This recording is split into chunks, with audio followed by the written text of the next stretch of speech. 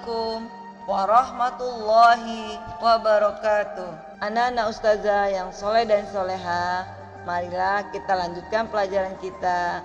Tema 2, sub tema 3 dengan judul memelihara kesehatan organ pernapasan manusia.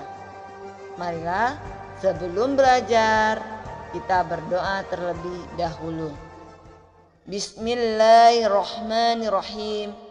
Rabbi shrahli sadri wa yassirli amri wahlul 'uqdatam min lisani yafqahu qawli.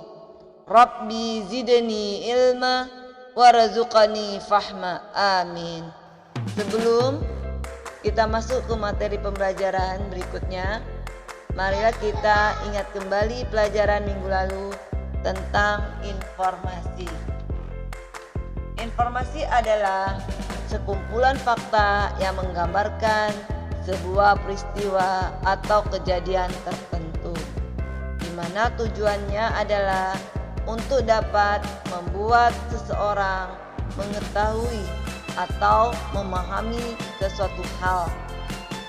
Nah, setelah membaca informasi tadi, maka kita dapat memperoleh jawaban pertanyaan-pertanyaan dengan menggunakan kata tanya, apa, di mana, kapan, siapa, mengapa, dan bagaimana.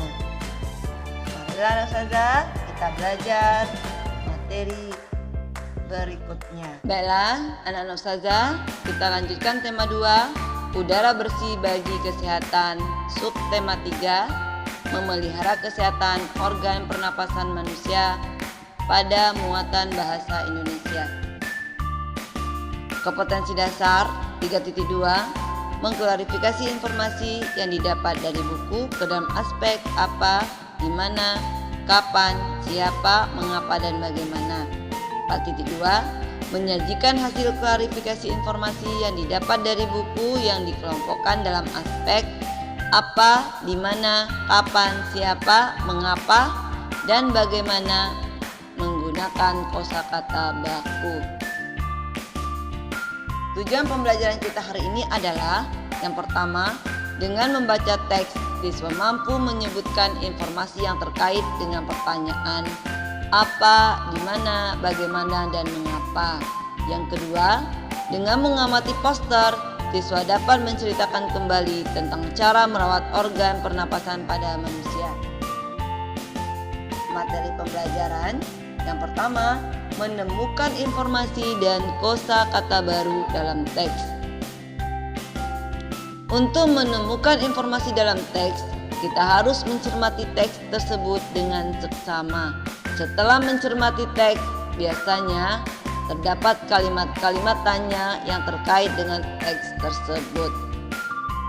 Kita akan mengetahui informasi di dalam teks dengan cara menjawab pertanyaan-pertanyaan dari kalimat tanya yang tepat. Selain itu, kita juga dapat menemukan kosakata baru yang belum kita pahami artinya. Kosakata baru yang kita peroleh dari teks tersebut dapat dicari artinya di dalam Kamus Bahasa Indonesia. Simak dan bacalah teks berikut dengan seksama. Kabut asap merupakan asap dan kabut yang bercampur menjadi satu. Kabut adalah uap air yang berkondensasi atau mirip awan yang melayang di dekat permukaan tanah. Sementara asap adalah uap hasil pembakaran. Oleh karena itu, kabut asap termasuk dalam pencemaran udara. Dampak negatif kabut asap yaitu masalah kesehatan pernapasan atau iritasi mata, hidung, dan tenggorokan. Untuk mengurangi dampak kabut asap, penggunaan masker dan kacamata sangat disarankan. Masker dan kacamata berguna untuk melindungi pernapasan dan mata selama beraktivitas di kawasan yang terkena dampak pencemaran kabut asap.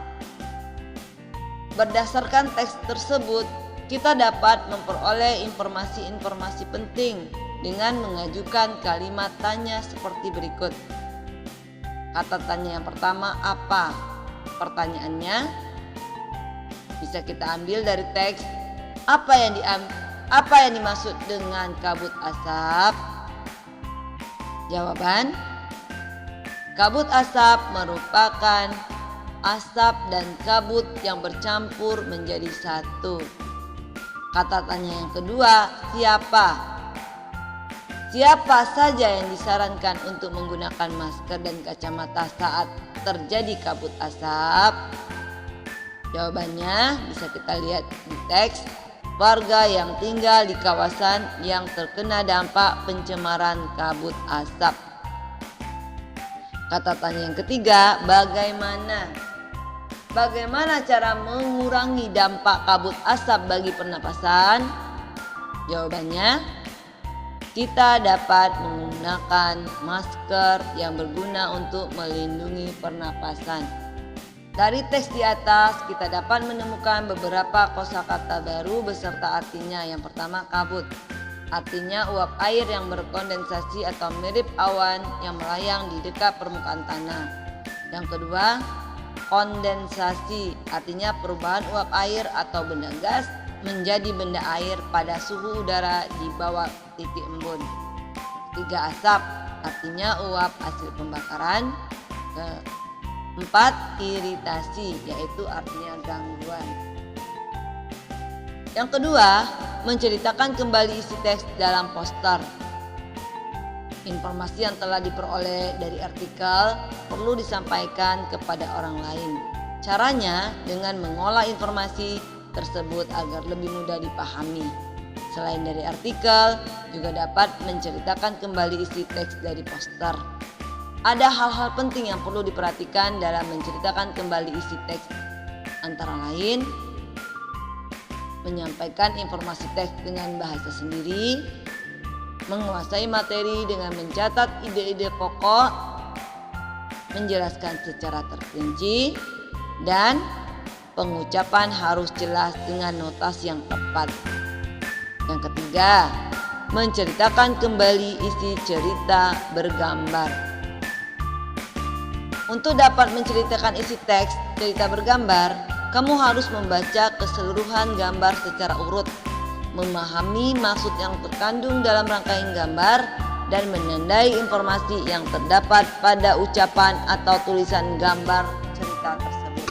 Nah, Ustazah, dari apa yang sudah kita pelajari tadi, bahwa dapat kita ambil kesimpulannya. Yang pertama, untuk menemukan informasi dalam teks, kita harus mencermati teks tersebut dengan seksama.